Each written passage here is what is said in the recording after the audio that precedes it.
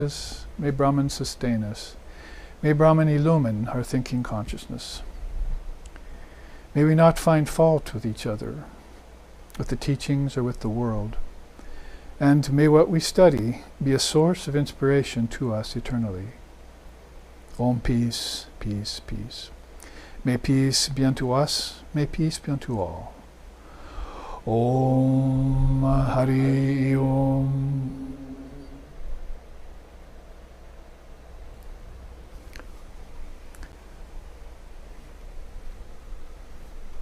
We have returned after some many weeks, 4 or 5 weeks at least, to our home location here at one of our 2 temples on the big island of Hawaii called Kedarnath. After visiting the mainland and giving a retreat on how to live spiritual life in the world, or summer retreat, some of you were there at that. And in fact, I think maybe everyone here in the room was there at that. So it shows how people are willing to travel to put their mind on their divine nature. Svajitaya vritta pravaho, the nice Sanskrit word I came upon recently, which means the ability to keep your mind constantly upon your essential self, or upon God or Brahman. It's a nice word that is a practice. Vritti was in there, the vibration, there's only one vibration left, and that's on the Lord. And that Lord is yourself. Meditate upon yourself seated in your heart.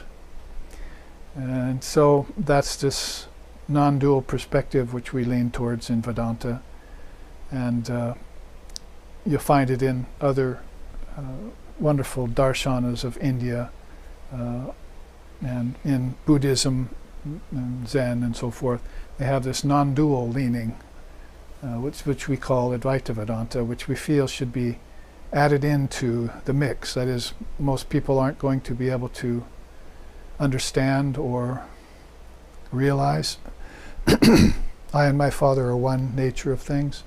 It's going to take a very dedicated soul that is able to remove the false superimpositions, if you want to talk about it in terms of Vedanta, the 24 cosmic principles of mind and senses, and if you want to talk about it in terms of Samkhya, or the antaryayas in terms of impediments and so forth in yoga. There are all of these conditionings, if you want to talk about it in terms of Buddhist teachings, that are in the way of realizing this non-dual self, which is most simple and most natural, yet which is very difficult to maintain sight of, that is, single-eye sight of, and which becomes a practice in itself. Advaita Vedanta sadhana, we call it, is that, for instance, my nephew is on the live streaming. If you're watching from Hungary and Iceland and other places, we welcome you here. We had my nephew was watching the live streaming satsang on Saturday morning, and he asked that question: should I just be the Atman and realize that, or should I be the practitioner? And I said, well, if you had a choice of the two, then you'd probably want to be the practitioner, because it's so rare that you would have any kind of a soul that would realize the Atman immediately. You'd have to have realized it in a previous birth and been a past master, come forward with that, and then people probably still wouldn't recognize you because it takes a jeweler to recognize a diamond, as Sri Ramakrishna said, and there are no Advaitic jewelers around that you meet very often, people who can assess a realized soul, because they appear to be like everyone else from the outside in many ways. So I told my nephew, you might want to be the practitioner to make sure that you test yourself to the hilt before the Buddhas will allow you to be a Buddha, or the realized souls will proclaim you to be enlightened. The Upanishads, even as non-dual as they are, even take this tack. They say, make sure that you follow the path of Brahman until you realize Brahman. And So, but I said there is a third way here. You could hold two ideals. Sri Ramakrishna, famous for his universality and for his unique ways of approaching problems and obstacles, and lessening these conditionings that we have, get thee behind me kind of style of things. He used to say, a man can take two ideals. It's more difficult and a little more painful at first. He said, like reaching out to pick a rose, but you come back with the rose, but you also come back with blood, because you pricked yourself on a thorn. So he said, that's what holding two ideals is like, but it can be done. And so in this case with my nephew, I was saying, why not know yourself to be the Atman and assume that position, as they say. The Advaitic police, they say, assume the position. They want you to know that you're that self, and then do the practice that proves it to yourself. So that would be a very contemporary Advaita Vedanta sadhana, as espoused by a great soul like Sri Ramakrishna Paramahamsa, and exemplified by Swami Vivekananda when he came here in front of us for all to see, the first patron saint, if you want to call him that, of America. So, and that was 1893. So over this sweep of over 100 years now since he's been here, we meet and try and reintroduce these teachings and repossess this knowledge, this specialized knowledge, which is not an intellectual knowledge, but is a spiritual knowledge, and that's called Dharma in many circles, called Atmagyan by some of the great souls. It's a Gyan, knowledge that's about the self, and so this word again, Svajitaya Vritti Pravaho, means the ability to keep the mind on the self all the time, even while you're going about your daily activities in the world. So it was in keeping very much with our retreat we had on the American River some weeks back, where we were trying to live a life in the world, live a spiritual life in the world. So it's a very difficult task to do that for people. And the better position would be to test yourself, as we were speaking about on the way in the car to class here today, is that people come here to challenge themselves or test themselves. And those are called aspirants or devotees or practitioners. And a whole host of other kinds of beings come here just to enjoy themselves. Vacation, as if this is any vacation here in the body. But that's how they appear in the body with their conditionings from the past. So it would be very hard to try and introduce to people this grand idea of the Vedanta, that the self of mankind is eternally perfect and ever free, never bound. You could mistake that in several ways. You could pretend it then. Okay, I'll accept your doctrine, and now I'm going to pretend like I'm perfect, you see. And probably within a day or two you'll find out that that's not the case. And you're running into all sorts of problems. If the ego is going to come up for one thing and say, what do you mean? I'm the real self. What's this Atman that you've just proposed to me? And number two, then you're going to have your family against you, your ancestors. They love misery. Misery loves company, you see. So they want you to be in this pleasure house of pain and pleasure, you see, back and forth, and enjoying that, as it were, as far as enjoyment can go. So the idea of practice becomes very unpopular and is only given to a few then to come upon the necessity for it. And those will become serious aspirants, and they'll do it along several tracks. Like some will do it along the track of selecting a chosen ideal and following that as a savior. Others will do it along the ideal of renunciation or discrimination between the real and the unreal. We'll try and weed the garden, get rid of everything that is in the way, the not self, and let that singular self stand forward and realize that. And others will do it by attempts at meditation to try and transcend. So there's basically three kinds of liberation, and we actually studied that in Portland a couple of weeks ago, that chart, at our seminar on the non-dual self. Remember what we sang there so many times? Gyanamritam samarasam gaganopamoham. The last line of that refrain of the Advaita over and over again. I only know that I'm pure conscious awareness, timeless, deathless, and ever free like the sky, unconditioned like the ether, you see. So we sang that over and over and over again in Portland many times. And so you might say that that's a kind of liberation, if you realize that. And so is a kind of liberation in practicing the wisdom path and so forth.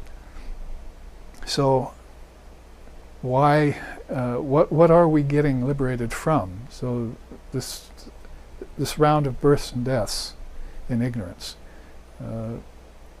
As if life itself isn't really the problem, but as if it's divine life, dharmic life, eternal life, that Jesus called it. Those who love their life will lose their life, but those who hate their life, their conventional life, they begin to hate it because it's not fulfilling them. Then they can get eternal life. You see, they'll become world weary. That's actually an English description or translation of a Sanskrit word in the scripture, in our scriptures in India, world weary. So at some time you'll feel enough of this, and I want to experience that freedom. I want to know that one thing by which knowing all else becomes known. Because I've tried all these things that are on the level of lower knowledge, and none of them have satisfied this final question in my heart and in my mind.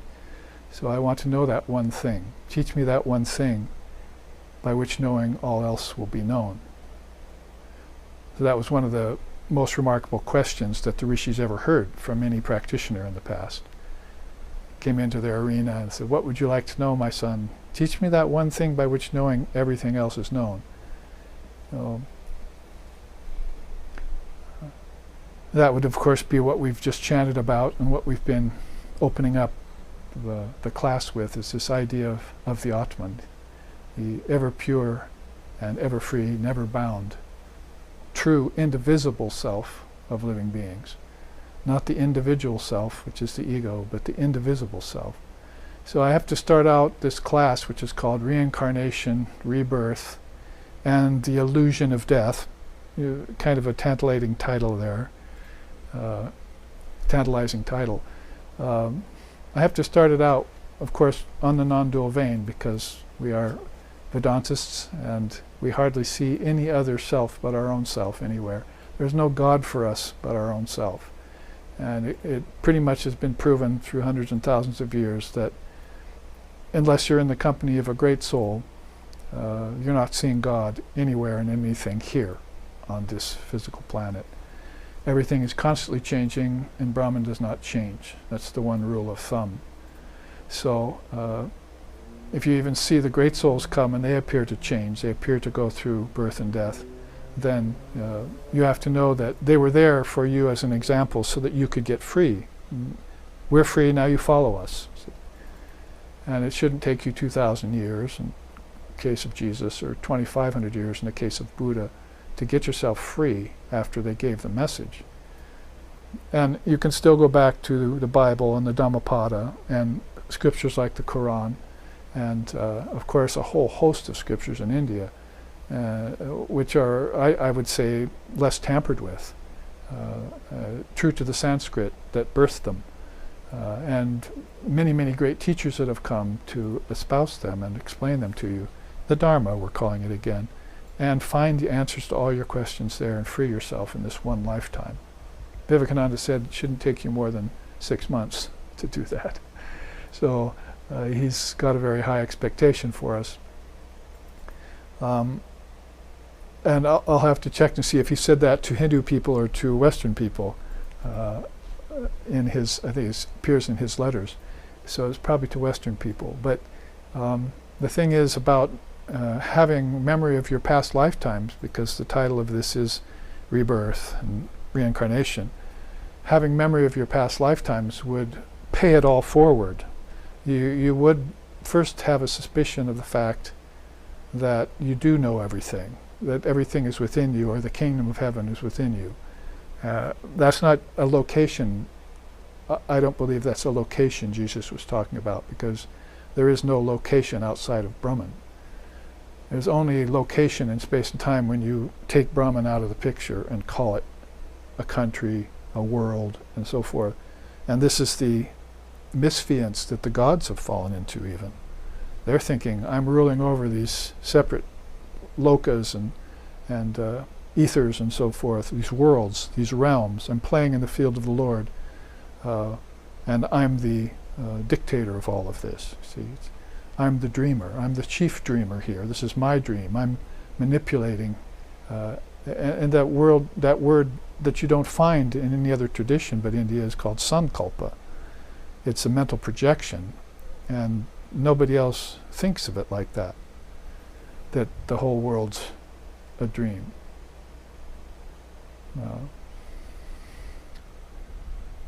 This life's a dream, though true it seem. The only truth is he, the living. The real he is none. The real me is none but he. And never matter changing. So they separate themselves out from changing matter, see the unchanging self, separate the wheat from the chaff, and that's it. They're free. And of course, they have to do that with adamancy. You see.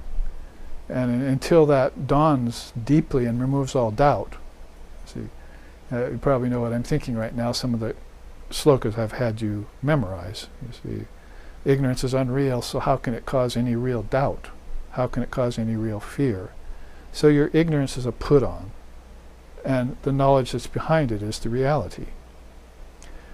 And that knowledge is, I and my Father are one. And when you sit under a tree for 12 days or 50 days, whatever it takes, then that's the realization you have. Oh, I see, all of this has come out of me. So there was some elderly lady the other night saying, yeah, I'm not that.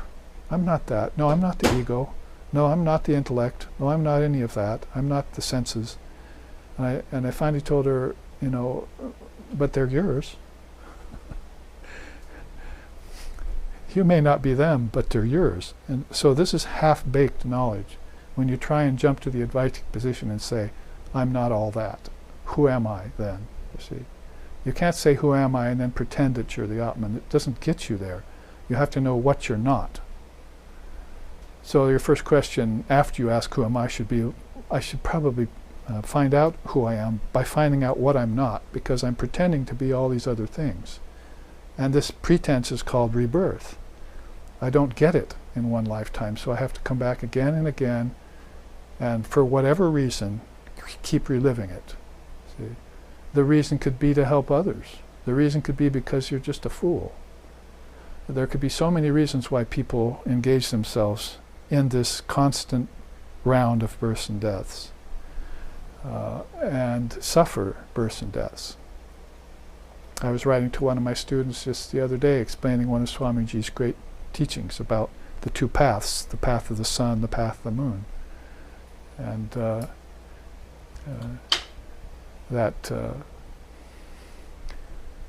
that knowledge comes forward about how those who return again will come by the path of the moon, or the smoky path, and those who don't return will go beyond it, to beyond the realm of the gods. Because the gods are also returning as very powerful men, you see, through the ancestors and angels and so forth, and then they'll pass here as men, not realizing the goal, and they'll return to the realm of the gods, and they won't go any further than that. That's the path of the moon, or Krishna says it's one of the two great paths that I provided for mankind in the very beginning, the sunlit and the moonlit. So by the moonlit they come to go. They go to come again, see. But by the sunlit path they go never to come back. And there's a whole 6 months, the passage of the sun and so forth. There's a whole cosmology written about that Sri Krishna only mentions in the Gita, that Vivekananda later explains to us in this day and time. So all of this is the art of knowing rebirth and reincarnation. Now the Tibetans have sort of majored in that, if you want to call this Dharma of the last 2,000 years a university for souls in the spiritual sense. The Tibetans have majored in this and come back with the ideas of a conscious death. So if you want to have a conscious lifetime, you're going to have a conscious death prior to that, you see.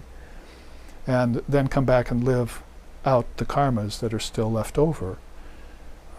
So it's a 3-life scenario they're talking about there. One lifetime to realize that you're actually free, one lifetime to have a conscious death, you see, and work out the karmas that are binding you, and then live one free lifetime. That's the Jeevan Mukta. The Jeevan Mukta is a person that and my teacher was always Swami Sheshanandaji Maharaj, blessings be upon him and peace. He was always talking about Jeevan Mukta in every lecture he gave. He said, the West has to still produce a Jeevan Mukta, he would tell us. Where are you? Why isn't this happening? Because you're not teaching your children the Dharma. What are you teaching them? How to make money. That's the first thing that makes them forget their past lifetimes, according to the father of yoga, is worldliness. See, commerce. Commerce is a good word. You engage them in commerce the minute they're born. See? So it's very fortunate if your children come to the Dharma through some means, some way. Whether you're instrumental in bringing it to them or not, they may come back and give it to you, like I did to my mother. But there are souls there in this play of rebirth that you befriend, and who befriend you. Because at the end of the path of the moon, and then the return from the gods, the realm of the gods, back to mankind and the ancestors in between, there's the path of the sun. And so what happens to those who return to the realm of the gods? Swamiji says very nicely, they meet a special person. So I was very enthralled to see this. Actually a quote from, I hadn't read of Swamiji's that my brother sent me. So they meet a very special person. And that person helps them to unite with the conditioned Brahman. Not with the formless Brahman, but with the conditioned Brahman. So they get beyond the rebirth process. Gods, demigods, asuras we call them. They're a mixture of good and bad qualities.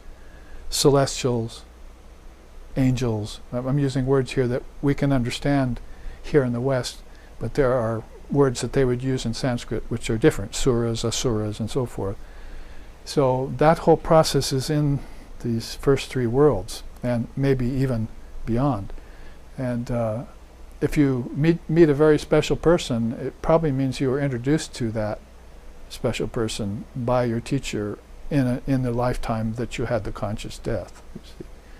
The Dharma was given to you, and it's a far cry that it will be given to you in America, ever, by your parents. We still meet people and hear about people say, oh yeah, I heard about the Vedanta. It's like an old woman or an old man, somebody's grandmother or grandfather. We still hear them and say, oh yeah, I heard this. I heard the teachings given by one of the Swamis of the Ramakrishna order and so forth in the earlier days, and I really liked the Vedanta, but I never practiced it. So there are people who've heard the Vedanta, but very few people who practice it and took it as their path. So it then falls upon us, if we're going to be faithful to the ideal that Vivekananda brought to us as the first patron saint of America, that we're going to have to live a dharmic life and teach our children, once we bear them, these Dharma teachings. In the meantime, you're the children. You see, you're getting them for the first time. evidently, or obviously. So one of the great arts then that India is known forever is the art of rebirth and reincarnation. Ignorance is unreal, so how can it cause you any real doubt? If I were to apply that to reincarnation, we'd say that India never had ignorance about the rebirth process. They've always known that rebirth is true. We haven't even entertained the thought yet, and if it does come up, we think it's rather odd. And if we're physically or materialistically bound, we won't give it any credence whatsoever, because it's psychological and it's philosophical, what to speak of spiritual. And the only thing we have in the West that's psychological is psychology. We don't have yoga. We haven't even championed the 8-limbed yoga. We're going to the Hatha yoga. So how are we going to understand great concepts like rebirth and reincarnation if we don't look to Eastern psychology called yoga, 8-limbed yoga? And philosophy, what are we using our philosophy for? Debate and making money, basically, and to be famous, see, as the greatest philosopher of this or that time. But in India, this is called darshan. You see, you're having, the philosophy is a revelatory mechanism. And you're accessing it by specialized souls called gurus or acharyas, or spiritual teachers, who themselves have qualified themselves in it because they're basing themselves on teachers who have lived in their past lifetimes.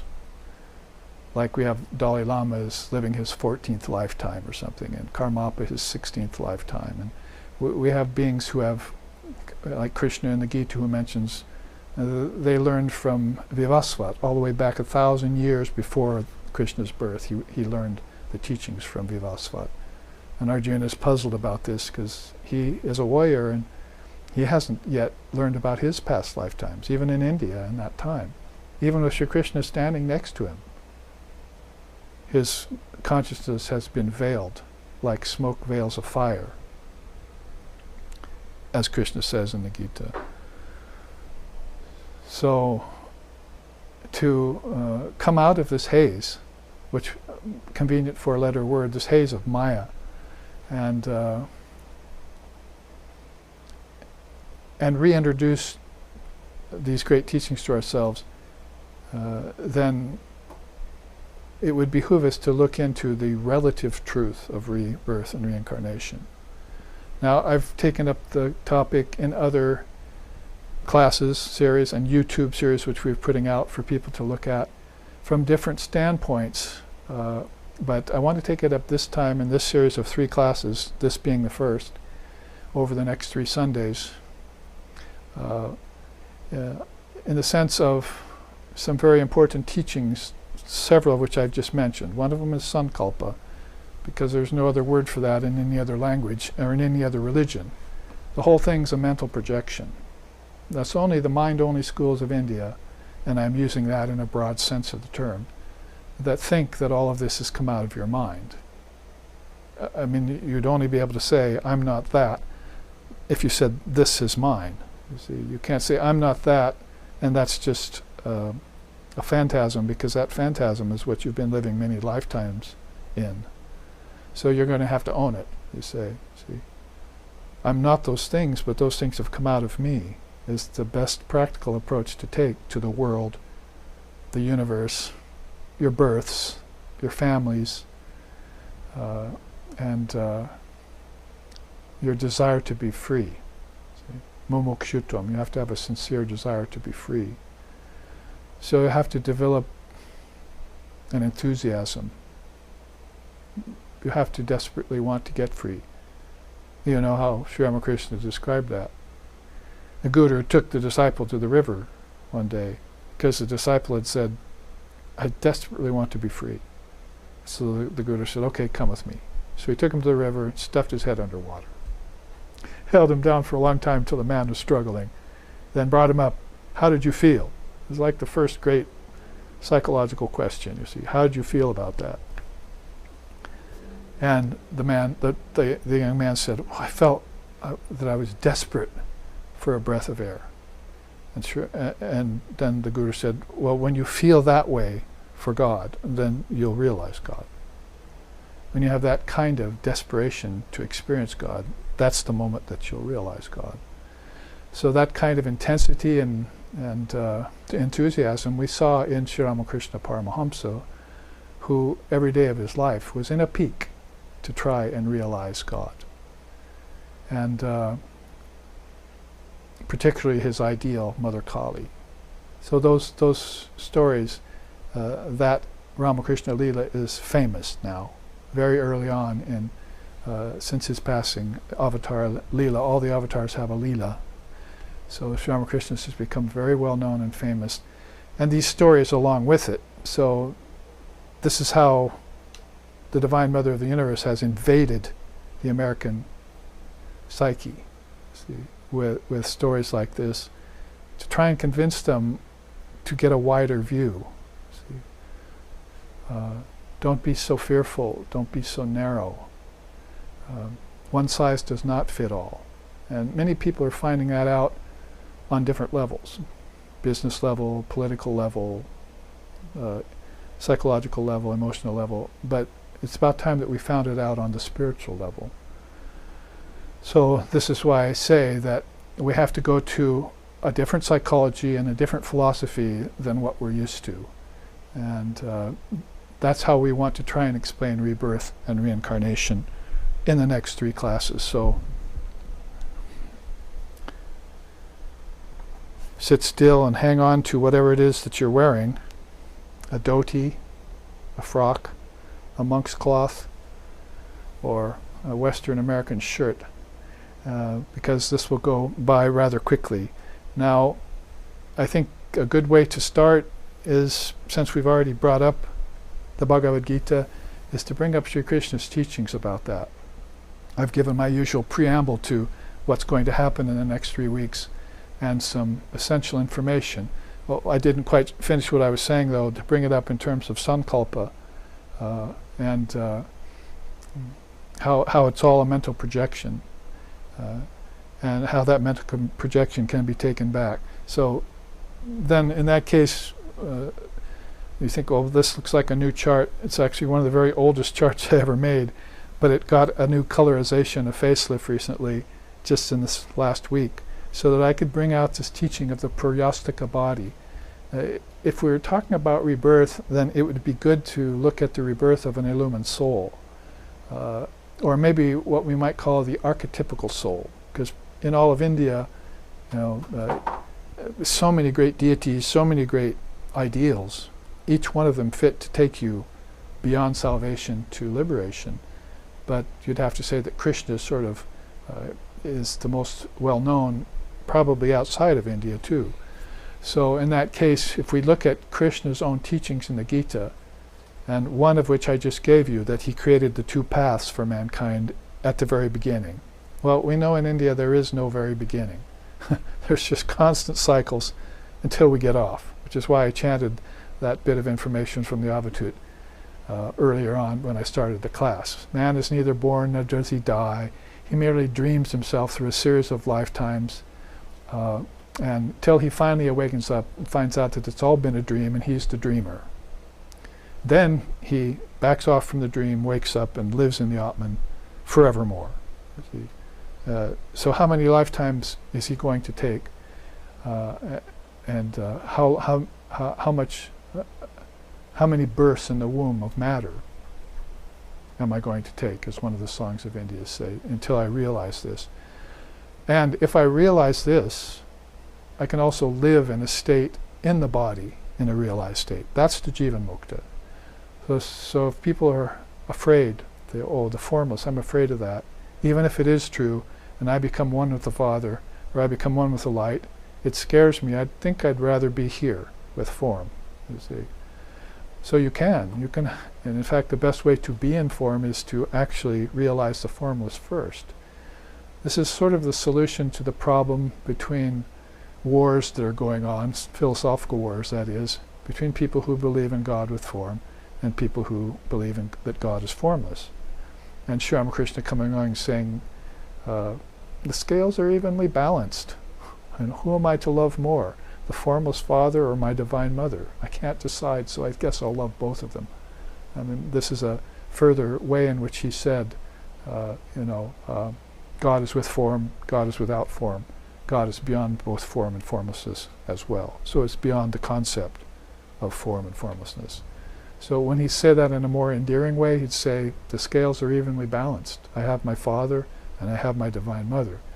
I can't decide which one I love more. So he was a lover of formless reality, and he was also a lover of God with form. He had realized both these ideals. So there again is you're holding two ideals. Coming back with the rose, but maybe with a little prick, a little blood coming out of your finger, as he often said himself. That was his story.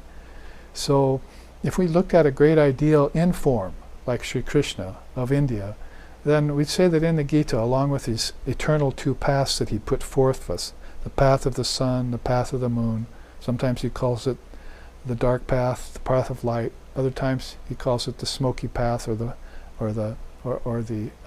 path of fire. If we look at that in terms of how Sri Krishna takes on a body, then we'd have a sort of a system here that's above this solid line. And then what other people do when they fall into using the body in a series of births. Let's look at that quickly. Of course, everything is soluble into into Brahman. So all forms, sort of like ice can come out of water, and the same forms can then get solidified and come out of this unbounded ocean of consciousness. So it's all coming out of consciousness. Of course, there are mediums between the two, like the Word is a medium. The Mahat, the great mind, is a medium. The Trinity, Brahma, Vishnu, Shiva, is a medium. So you'll look into other systems of India and you'll find out that the reason why these mediums are there is that Brahman cannot be the cause of anything. They're so careful about the formless reality that they don't want you to think that things come out of it. Not literally. See.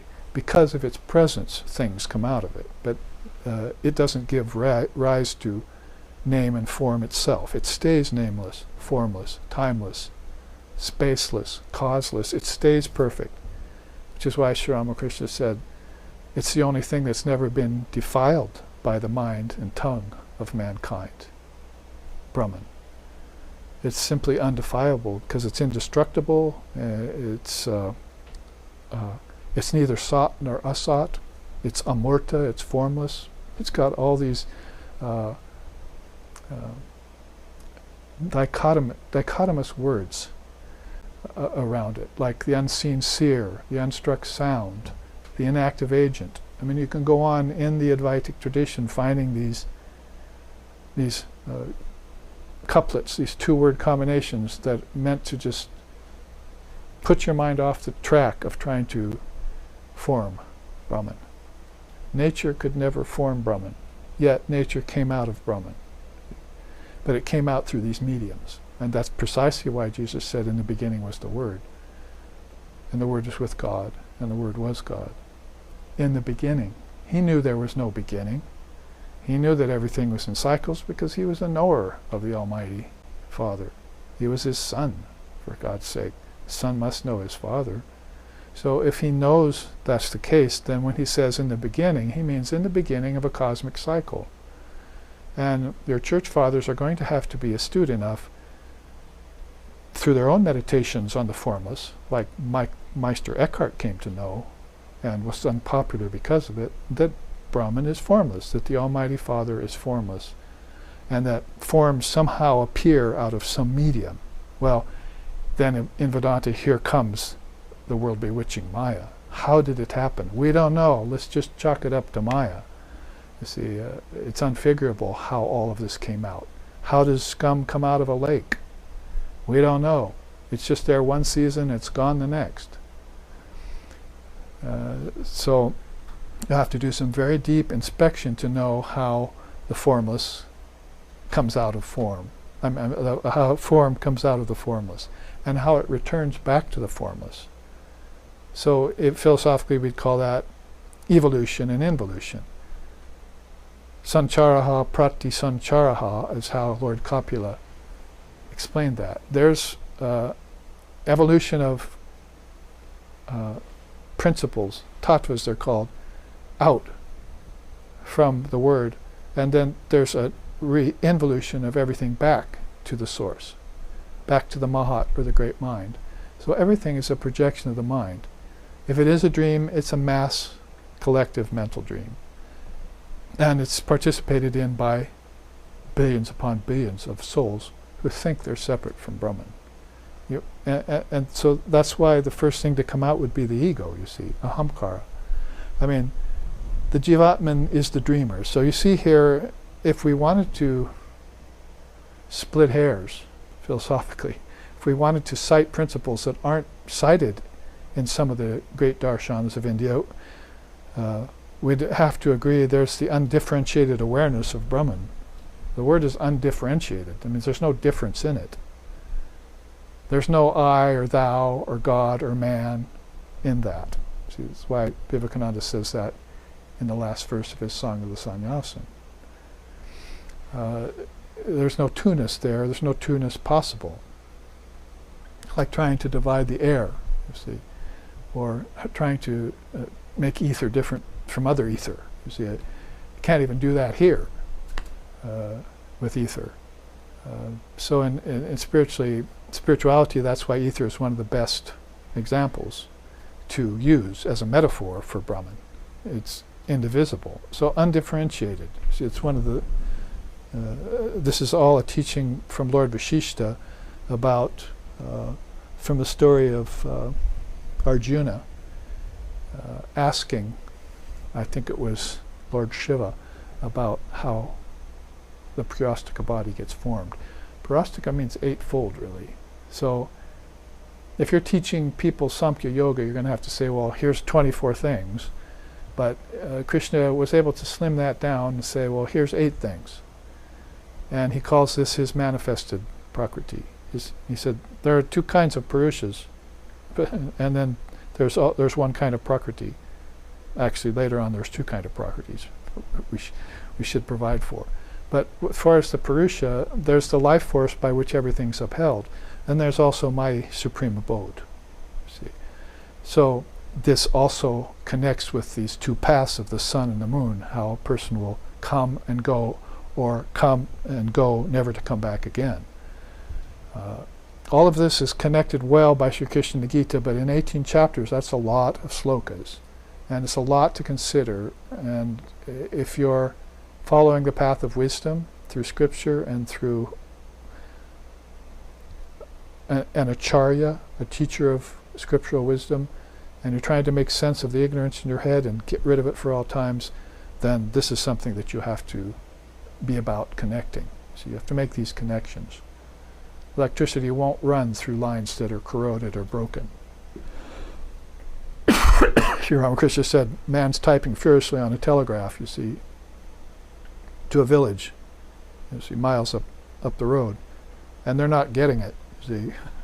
So they send a messenger all the way down the road. Takes him a couple hours, sweating. Hey, aren't you been sending us a message? We have. We've been typing all day. We're not getting it.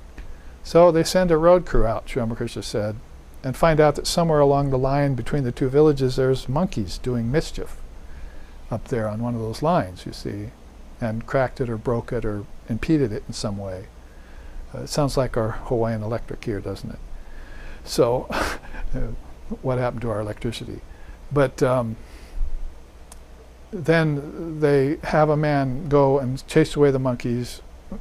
They splice the line, and then the message gets through perfectly within seconds, you see. So Sri Ramakrishna, this happened in India as an actual story. He saw it and he said, well, give this a spiritual connotation, which he was so famous doing. Anything that happened in the world, he immediately thought of God. What's that word again?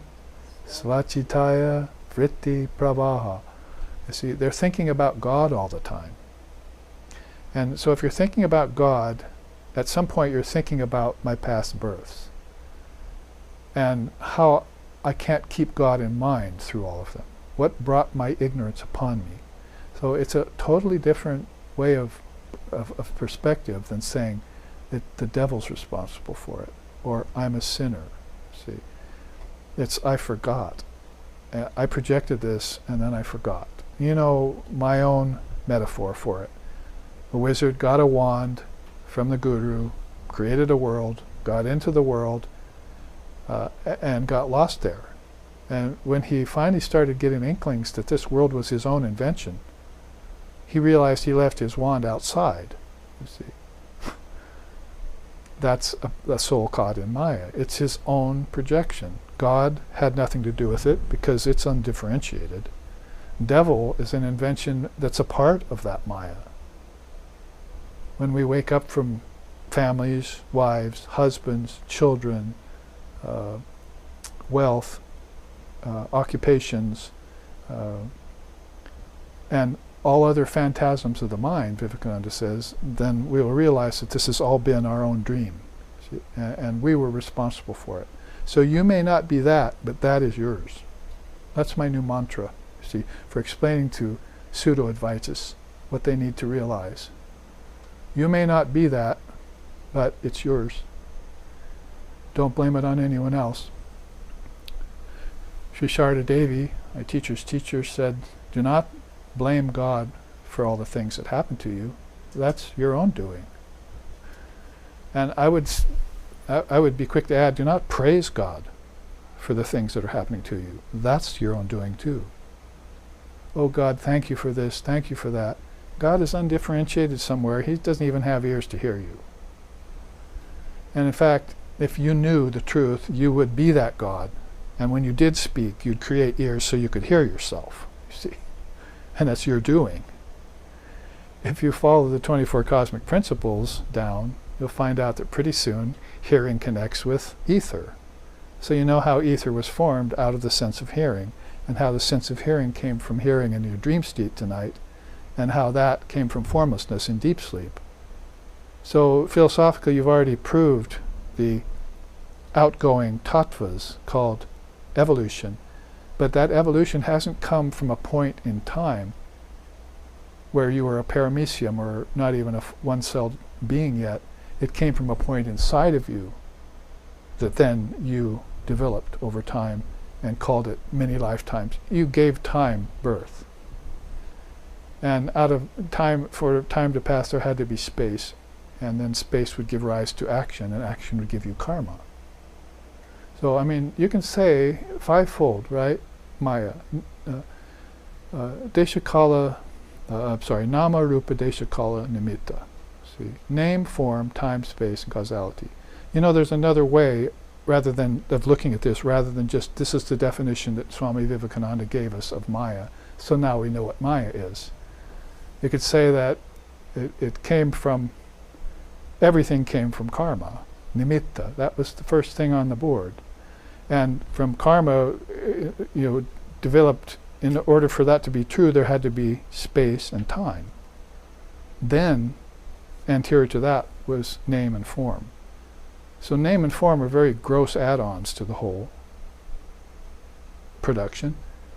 And they had to be based on space and time.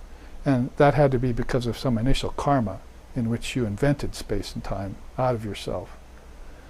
Because you wanted to remain akarma. Krishna teaches that in the Gita, actionless, because the self is actionless. So why are you engaging in action? Especially action that's contrary to the scriptures, Krishna says. For anything that you decide in this world, use the scriptures as your source. That's a direct quote from Sri Krishna's lips.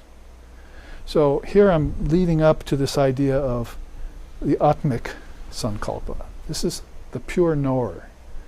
There are beings that can project worlds and keep their wand with them, you see. Poof, it's happened. Or I think I'll enter into the worlds of name and form and time and space based on karma and see what's going on there. But I'll make sure to take my Atman with me, you see. Don't leave home without it, in a spiritual or philosophical sense. So when they see the dream and they say the mass collective dream going on, they'll see the Trinity, the Mahat, responsible for the origin of it, or the word, and then they'll see everything spilling out of it, and they'll say, what a marvelous mechanism, see, this is. And they happen to know the owner of that garden. That's called Mahamaya, or Divine Mother of the Universe. But since this series is not about her, I'll try and leave her out of it for now. But you might say that the Atmic Sankalpa, or the pure knower, comes here in full knowledge of Brahman, in full knowledge that reality is formless. It's one of the advantages that the non-dualist has over every other practitioner or philosopher, is that they've seen the non-dual Brahman. Their hailstone has fallen into the ocean. That was it. Zip. They had samadhi of a nirvikalpa kind, and then they could come back and look on everything with new eye. There's a new eye. You see, pun intended.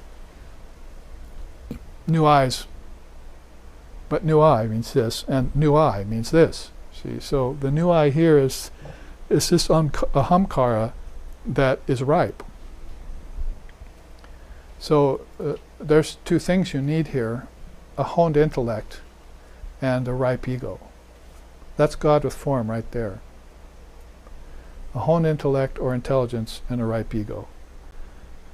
Sri Ramakrishna said, you'll never be able to get rid of the ego so long as you have a body.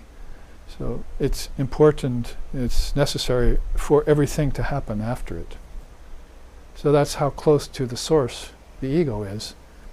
Their ego is ripened. So here you have Sri Krishna sitting in the woods as a young man, meditating on his own true nature.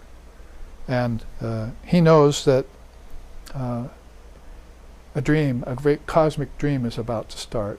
And so he says, well, here, Arjuna and others, I'll give you this teaching of how you're going to form your Purastika body. This is how I did mine, you see. I'm going to show you next how Sukra did his, you see, and how he fell out at a certain point. The illusory ego's projection into Maya. But this is the knower, you see. So the Atmic knower also produces a Purastika body, eightfold. What's it consist of?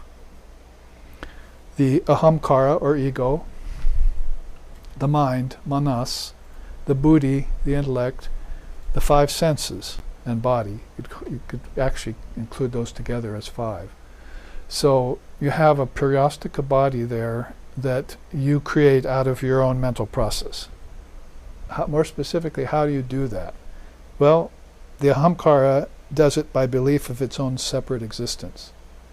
Now this is how Lord Vashishta is teaching young Ram. You see, Sri Ramachandra, she's teaching him this. He's just a 14-year-old boy, but he's an avatar of the future. And only 12 people on earth know that he has been born. Everyone else thinks he's the son of King Dasaratha, a beautiful, perfect young boy, you see. But these 12 rishis know that he's the avatar of the age, soon to reveal himself. But he's got a problem. It's called suffering. The suffering of others. So Lord Vashishta wants to tell him, how to get beyond this sense of Maya in the mind. It's going to haunt you, you see. Even haunts knowers. So how to get beyond that? He says, well, you should know about the Purastika body and how the Antakarna, the fivefold mind, in this case, threefold mind, fourfold mind, but in this case, threefold mind, in the early days, how that's formed. So first, Vashishta says, how am I going to explain to this young man the ego? Because the ego usurps the throne of the Atman.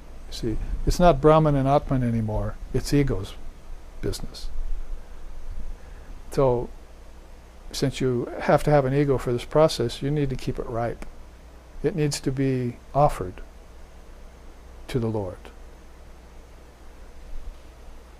There's a song in India's Divine Mother and her child says, I think I want to go down into the realms of name and form and sport. She says, okay, and winks at him. Go, my child. And the wink means, don't forget where you came from. See?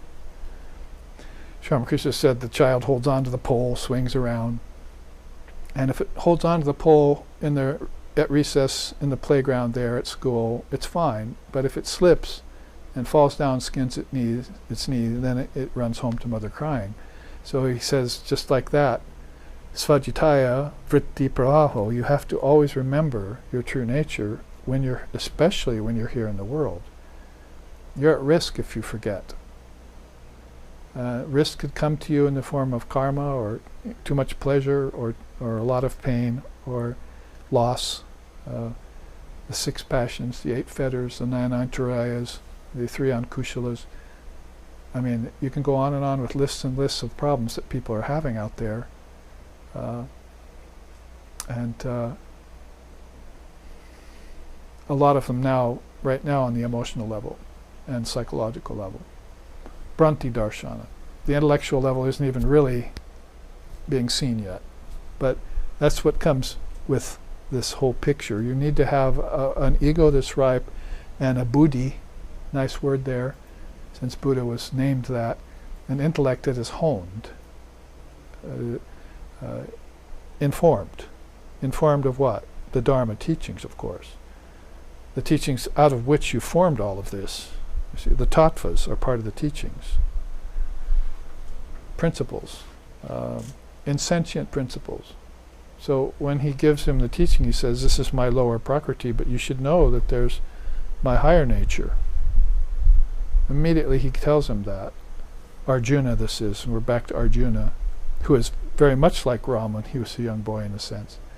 So the ego defines itself then by belief in its own separate existence. It actually begins to believe that now I exist and Brahman doesn't. So you're against the gun right away when you take on a birth. Because the ego takes over everything. It has to. There has to be belief in a separate existence, and that's what everyone's experiencing. That's where you see everyone about their own business. And a ripened ego scarcely occurs to them. No ego, that's unthinkable. See, that's samadhi you're talking about, or nirvana is no ego. That's formlessness per se. So what he's explaining here is this is how we're projecting a body, an eightfold body. First is my intellect. By belief in my own existence, I'm coming into the play. Second, manas, my mind, through dual contemplation of itself. So it looks at the mind and it says, look how many possibilities there are for me with this ego. So the ego looks into the mind and says, it's full of varieties.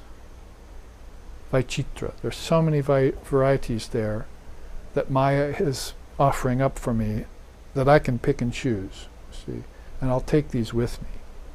I'll stuff my bag with them, you see, and go down to earth with them. So the mind here is as a physical representative at the 3rd level of the mind that's being formulated out of the Atmic dream, the dream of the Atmic knower. The buddhi then, with certitude of its own intelligence, so it becomes to know that it has a certain kind of knowledge in it, and that may be truncated, it may be conditioned, it may be limited, as we see later on here on earth how limited people's intellects can get. But that threefold package right there is enough to convince itself that I can now produce 5 senses and 5 elements. So the indriyas come next in awareness of the 5 elements. So the 5 elements are contained in the 5 senses. I don't need to create air, earth, water, and ether. They're inferred in the package of tasting, touching, hearing, seeing, and smelling. If I have the 5 senses, then the 5 elements will come along in turn, is what he's saying. So I don't even need to count them as 5 separate things. That contemplation is contained inside of itself. So in awareness of the 5 elements, it fashions the 5 senses. Here's another answer to the question of why the senses are listed, why the elements are listed sometimes first, and the senses come after.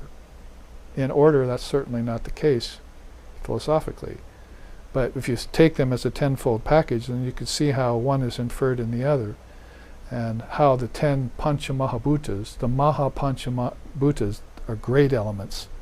These are ideas back in the dreamer's mind, you see, what we'd call the Mahat. I can make things solid, I can make things liquid, I can make things shine, I can make things vast and expansive, and I can be untouchable. See? I mean, that's basically earth, water, fire, air, and ether in the mind of the Atmic knower. All these things are present. They just need to trickle down in a sequence. So Krishna is giving Arjuna this teaching on the battlefield where bodies are dying, left and right. Some of them under his own army, his own brothers. And then there's the deha, the body, sort of as a side element. By brooding on matter and objects is how the body gets into it. So you don't even, again, really have to mention matter and objects like earth, air, fire, water, and ether again. They're coming with the package. As soon as the ego that is aware of its own separate existence knows that those things exist in the dual mind in contemplation of itself and is in certitude of its own intelligence about those things, then it's in awareness of the 5 elements and broods on them, and matter and objects come forth. I probably could have just said that much with this chart and we could have just gone on, you see. But I led you up to it. So that's the famous Purastika body that Krishna says is my lower nature. This is my lower nature. But remember, I have a divine nature. And I have a life force by which everything is upheld. Those are my 2 Purushas. And you'll find these teachings in the Bhagavad Gita. We wish we could stop there and watch Krishna just sport, you see, or Jesus sport, or Buddha sport, or Ram grow up, you know, and marry Sita and sport with Hanuman, you know, in perfect Atmic dream that they, and giving up the body as a yogi does without the least problem, and take on another body if it so desires, or never enter into form again. I'm gone and gone forever, Buddha said, and probably Jesus too, I would think. So, but that's why the line is solid, not dotted. Do you really want to venture forth? See, let's keep all of this divine body and enjoy everything exquisitely. See, from that standpoint, why do I need to engage in further sankalpa? So this is where the teaching of sankalpa comes in, and you can see how the word is vikalpa too. It infers that there's kalpa, a period of time in which desires are enacted. You're trying to fulfill desires. And they tell you, do this with right orientation, do this with right livelihood, do this with right perspective, do this with right, there's 8 of them, you know, as far as Lord Buddha is concerned, the 8-fold path. And there's the 8 limbs of yoga and the 10 yamas and niyamas in it. They're trying to do it this way, you see. This is a guide for you. Yes, it does come with a manual. And they say, children don't come with a manual. I disagree. You're a fool if you have children without these manuals. And you'll just breed more fools. Thousands, by the thousands and thousands, in this samsaric loop of pleasure and pain. Pleasure and pain was back here in the manas, you see, as one of those dualities. So this manual is saying there's something you have to be careful of at this point.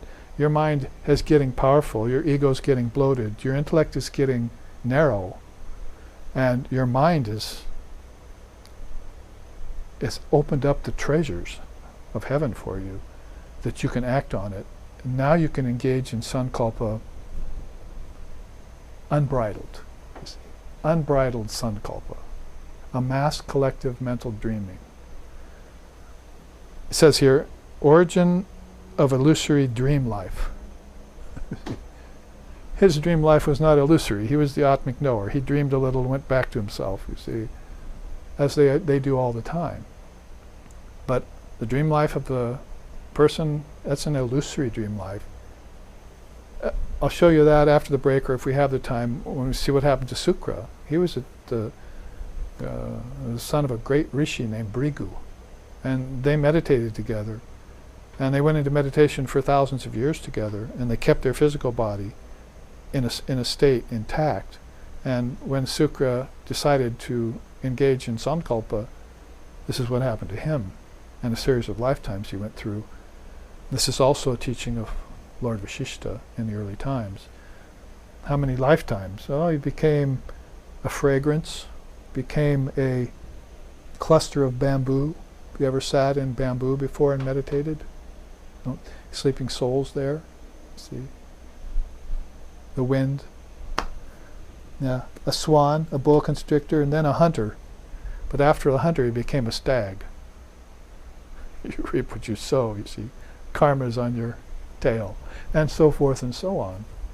So this is the illusory dream life that even wise souls, if they're not careful, can fall into. It's the sankalpa of the mind. You never hear a teaching like this in any other religion. There's no word for it. And there's no word for Maya, that which perplexes you. And when you get Maya, you think it's just an illusion. No, it's name, form, time, space, and karma inside of a dream. That's what Maya is. And this dream is repetitive. And that's called reincarnation, rebirth, see. And we don't believe in it. We don't know the source to it.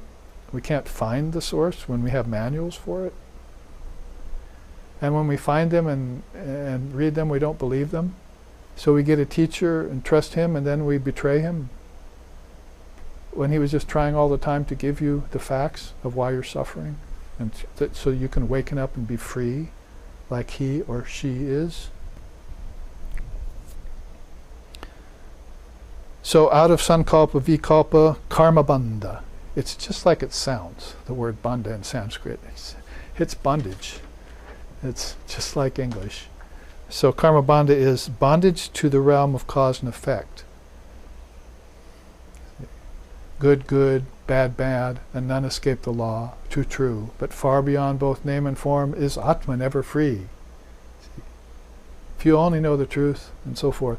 All of these great sayings that Vivekananda gave you, a lot of them were about becoming bound in cause and effect.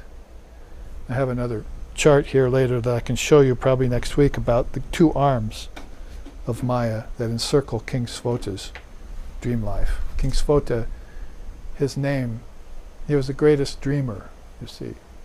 So King Svota means that which originates out of itself. The word Svota, you see. It originates out of itself, so it just produces more and more of itself.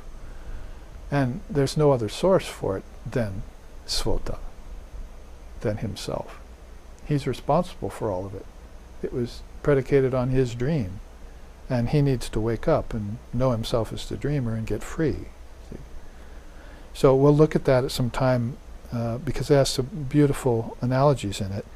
But the whole point here is that the realm of cause and effect is now in full operation. It's in a sweep. It's been struck like in a mold. And people are participating in it as if it were all there was, or all there ever is or will be. They're totally invested in dream life. And most of them without the thought of being free. Svajitaya vritti pravaho, without this ability to remember their true nature as they go forth and engage.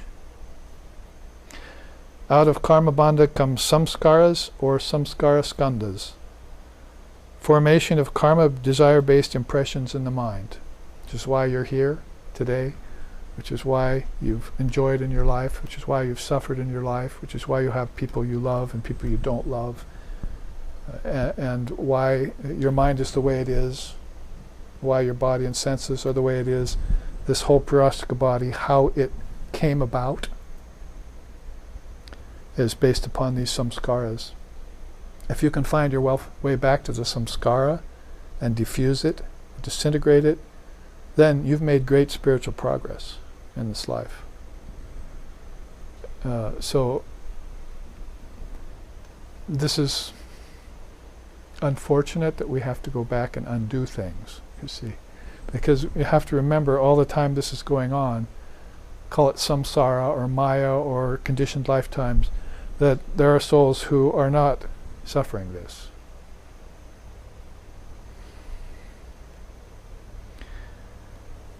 It means that their minds were pure when they entered into the body. That's why Priyastika body is so well listed here, is they're very careful when they take on an ego. It has to be ripe. When they take on a mind, it has to be a replica of the Mahat. When they take on the Buddhi, it has to be honed and matured and full of Dharma and secure in itself and free of ignorance. And then their senses and bodies will also shine. That's what the devas are. They're shining ones, indriyas. The senses shine in them. It's like the gods and goddesses all got together and find, oh man, look at him. I can really shine through him. I think I'll be one of Krishna's pure senses.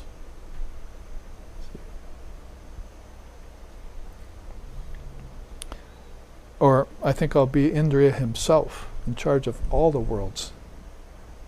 All the Indriyas, all the senses will be mine, you see. I'll be the god of the gods, Indra. And so the Indriyas are named after him. They're shining. The shining ones, the devas, the devis are there. Out of these samskaras then, Maya Sankalpa takes place. The conjuring up of more dreams, lives, and relativity. Out of that, false belief in the actuality of the universe in space and time. And we started off talking about that some 45 minutes ago, is that beings believe that this is a world in space and time that's separate from God. And even people that believe in God, they're called dualists, think that they're separate from God. That there's some God out there, up there, back there, or under you, that you're separate from. So the whole thing is based on a misfiance, a cosmic misfiance. It's a misreading of the truth that the great souls are always trying to give you. So that's called vivarta or adhyasa. It's a false superimposition of the mind over the truth of Brahman. I'm not Brahman anymore, and I've got whole lots of things here to prove to you that I'm not Brahman. That's called a materialist. Of course there's no God. There's all this to consider. But Swami Vivekananda said, I'll go and speak with anyone, agnostic, atheist, dualist, intellectual, but I'd rather talk to the devotees. I'd rather talk to the lovers of God, because he was a lover of God.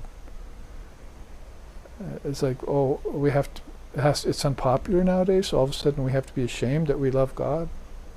We can't step out and say, oh Lord, you know, I seek thee with all my heart, all my mind, all my soul, free me. You see, pahimam, free me. If you were to be free, then you'd be singing in that way. Govindam Maripurusham Dhammaham Bhajami. Govindam Aripurusham Dhammaham Bhajami. Govindam Govindam Maripurusham Dhammaham Bhajami. Govindam Maripurusham Dhammaham Bhajami. Govindam. O original soul of all souls, the archetypical soul, Govinda. See? Adi Purusham, Adi the original Purusha, the great being, the archetypical soul, please accept my devout worship. And if you wanted to go on, Vasudeva Sutam Devam Kansum Chanuramardanam Devaki Paramanandam Krishnam Vande Jagadgurum Mukam Karoti Vachalam Pangulangayati Girim Yat Kripatam Aham Vande Parmananda Madhavam Govindam Govindam Adipurusham Tammaham Bhajami Govindam Adipurusham Tammaham Bhajami Govindam. So one of the many bhajans to Sri Krishna, these devotional songs, which I mentioned that path at the beginning of the class. You could realize yourself through this kind of intense devotion to God. Like Chaitanya, just dancing and singing, forgetting everything. See, I think maybe besides one song we have from him, we don't have any philosophy from Chaitanya written. You see. It was just so engrossed, much like Sri Ramakrishna, so engrossed in divine reality as a direct experience of the self, of the supreme self, the primordial self, the archetypical soul, the Adipurusham. So you could sing away, Vivarta and Adhyasa by transforming it all into Brahman. See, by coming down only so far as to operate the pure senses of the pure Astika body.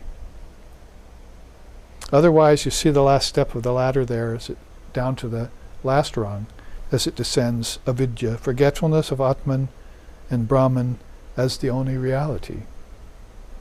Svajaitiya vritti pravaha is not in your arsenal of tools anymore. See, you don't remember Brahman at all. And if somebody speaks to you of Brahman, it doesn't strike a chord with you, see, no matter what tradition it might come up. See. Plus you've got the problem of the fall of religions and insincere people trying to interest you in God for the wrong reasons.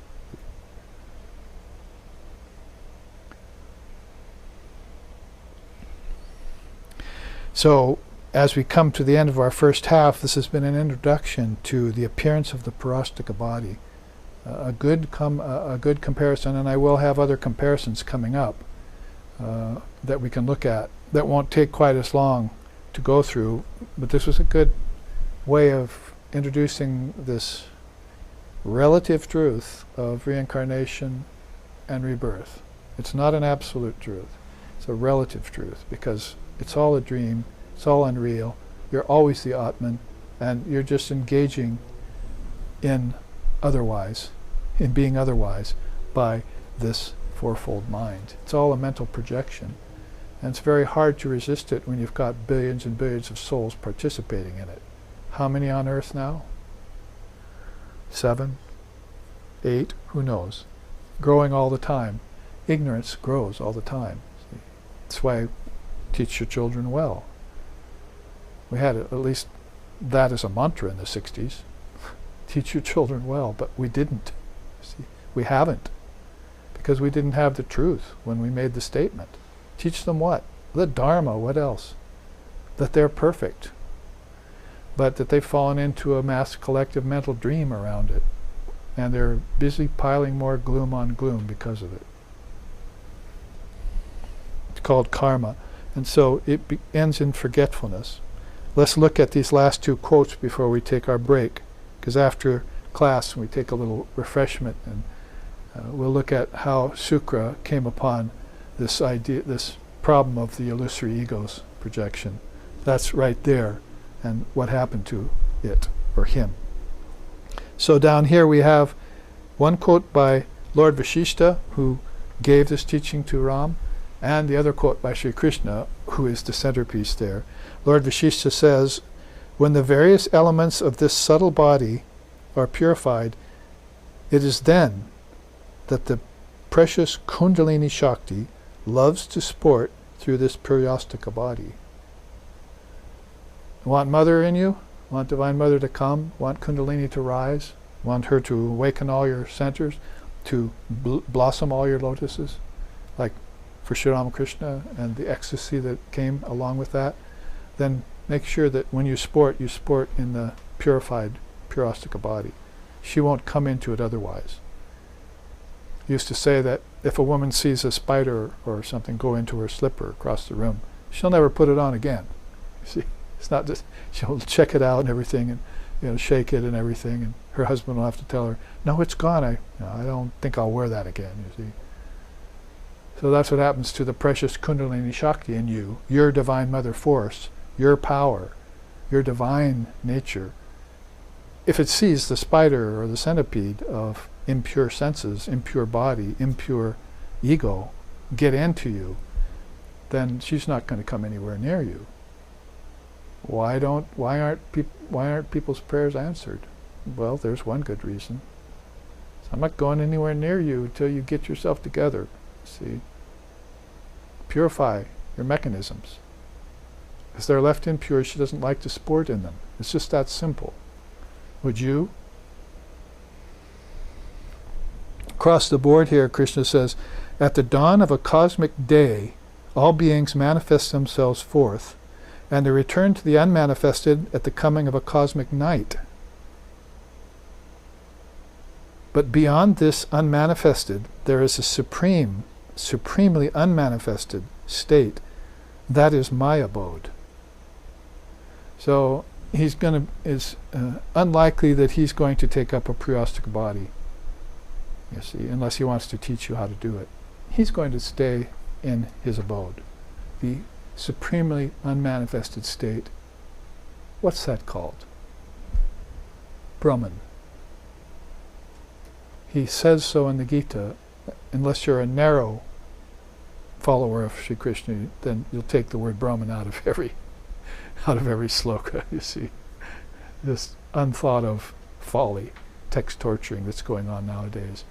But in all these sane and reasonable interpretations and versions and translations of the Gita, there's Brahman mentioned in every chapter, sometimes several times. That is my supreme state. Brahman. Where else would it be? So there you have the avowal of the Divine Mother of the Universe and her Supreme Son, you see, of India, the archetypical soul, all telling you how to live in a divine state with the body in tow. And make sure you continue to live in it, because as you'll see with Sukra, he fell out of it for a while and had to go through a cycle of births. We'll have that after our break. Thank you for your kind attention, and we will return in 15 minutes.